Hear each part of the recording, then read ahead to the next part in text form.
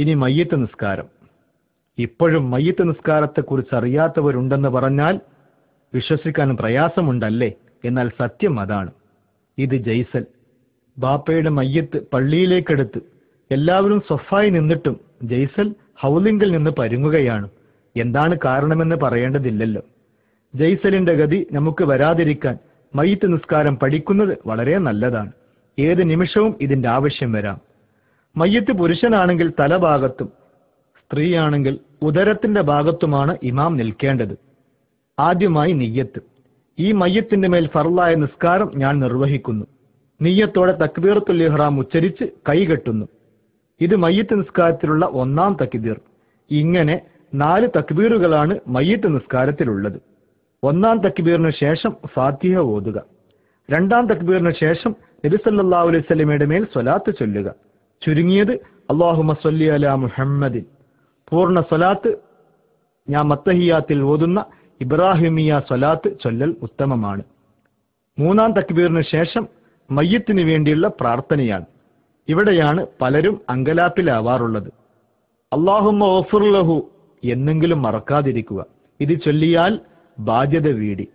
പൂർണ്ണമായ പ്രാർത്ഥന ഇതാണ്: اللهم اغفر له وارحمه واعف عنه وأكرم نزله ووسع مدخله واغسله بالماء والثلج والبرد ونقه من الخطايا كما ينقى الثوب الأبيض من الدنس وأبدله دارا خيرا من داره وأهلا خيرا من أهله وزوجا خيرا من زوجه وأدخله الجنة وأعذه من عذاب القبر ومن فتنته ومن عذاب النار.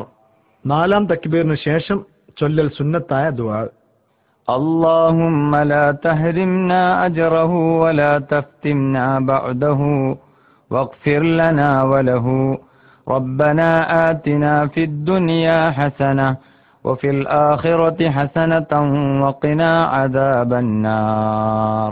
ചൊല്ലാൻ അറിയാത്തവർ നാലാം തക്ബീറിന് ശേഷം സലാം വീട്ടിയാൽ മതി. എങ്കിലും ചൊല്ലാൻ പഠിക്കുക. ഇനി സലാം വീട്ടൽ. വലതുഭാഗത്തേക്ക് തലതിരിച്ച് അസ്സലാമു അലൈക്കും വറഹ്മത്തുള്ളാഹി വബറകാതുഹു. ഇത് തന്നെ ഇടതുഭാഗത്തേക്ക് തിരിഞ്ഞും ചൊല്ലുക. മറഞ്ഞ മയ്യിത്താണെങ്കിൽ ഇന്നാലിന്റെ മയ്യിത്തിന്റെ മേൽ ഞാൻ നിസ്കരിക്കുന്നു, അല്ലെങ്കിൽ ഇമാം നിസ്കരിക്കുന്ന മയ്യിത്തിന്റെ മേൽ നിസ്കരിക്കുന്നു എന്നാണ് നിയ്യത്ത് ചെയ്യേണ്ടത്. അല്ലാഹുമ്മ ഗഫിർ ലഹു വർഹംഹു എന്നൊക്കെ ചൊല്ലുന്നത് മയ്യിത്ത് പുരുഷനാണെങ്കിലാണ്. സ്ത്രീയാണെങ്കിൽ അല്ലാഹുമ്മ ഗഫിർ ലഹ വർഹംഹ എന്ന്. 2 പേർക്കാണ് നിസ്കരിക്കുന്നതെങ്കിൽ അല്ലാഹുമ്മ ഗഫിർ ലഹുമ വർഹംഹുമ എന്നിങ്ങനെയും, 2-ലധികം മയ്യിത്തുകൾക്കാണെങ്കിൽ അല്ലാഹുമ്മ ഗഫിർ ലഹും വർഹംഹും എന്നിങ്ങനെയാണ് ചൊല്ലേണ്ടത്. ഓർത്തുവെക്കാൻ ചില മസ്അലകൾ. 3 പ്രാവശ്യം തുടർച്ചയായി അനങ്ങിയാൽ നിസ്കാരം ബാത്തിലാവും. അവിടെയും ഇവിടെയും ചൊറിഞ്ഞും മാന്തിയും നിന്നാൽ കാര്യം അപകടം തന്നെ. മൊബൈൽ റിങ് ചെയ്യുമ്പോൾ ബേജാറോടെ അത് ഓഫാക്കാൻ എടുക്കുമ്പോഴും അക്കിടി പറ്റാറുണ്ട്. സെഫിൽ നിന്ന് മുന്നോട്ടോ പിന്നോട്ടോ നീങ്ങി നിൽക്കുമ്പോഴും ശ്രദ്ധിക്കുക. ഒരു കാലടി വെച്ച് അതിന്റെ അനക്കം അടങ്ങിയ ശേഷം അടുത്ത കാൽ വെക്കുക. 3 പ്രാവശ്യം തുടർച്ചയായി അനക്കം അടങ്ങാതെ വെച്ചാൽ നിസ്കാരം ബാത്തിലാവും. അനക്കം അടങ്ങിയാണ് വെക്കുന്നതെങ്കിൽ എത്ര കാലടിയും വെക്കാം. സ്ത്രീകൾ നിസ്കരിക്കുമ്പോഴും ചില കാര്യങ്ങൾ ശ്രദ്ധിക്കേണ്ടതുണ്ട്. സ്ത്രീകളുടെ ഇമാം നിൽക്കേണ്ടത് പുരുഷന്മാരെ പോലെയല്ല. 1-ാം സഫിന്റെ മധ്യത്തിൽ അല്പം മുന്തിയാണ് ഇമാം നിൽക്കേണ്ടത്. മുഖമക്കനെ ധരിക്കുമ്പോൾ ചിലർ കഴുത്ത് വെളിവാക്കാറുണ്ട്. ഇത് തെറ്റാണ്. മുഖത്തിന്റെ പരിധി താടിയെല്ലിന്റെ അറ്റം വരെയാണല്ലോ. കഴുത്തിന്റെ ഭാഗങ്ങൾ വെളിവാകാതെ നോക്കണം.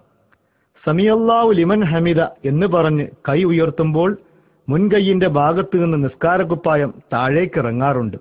തണ്ടൻ കൈ കാണുന്നു. ഔറത്താണിത്. ഇങ്ങനെ വെളിവായാൽ നിസ്കാരം ബാത്തിലാണ്.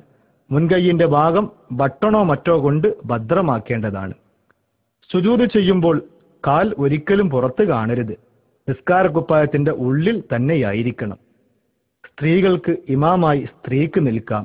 മഅ്മൂമുകളിൽ പുരുഷന്മാരുണ്ടെങ്കിൽ കുട്ടികളാണെങ്കിൽ പോലും സ്ത്രീക്ക് ഇമാമാവാൻ പറ്റില്ല. പരിപൂർണമായ രീതിയിൽ നിയമങ്ങൾ പാലിച്ചുകൊണ്ട് നിസ്കരിക്കാൻ സർവശക്തനായ റബ്ബുൽ ഇസ്സത്ത് നമുക്ക് തൗഫീക്ക് നൽകുമാറാവട്ടെ. ആമീൻ. വാഖിറു ദഅവാന അനിൽ ഹംദുലില്ലാഹി റബ്ബിൽ ആലമീൻ. അസ്സലാമു അലൈക്കും വറഹ്മത്തുള്ളാഹി.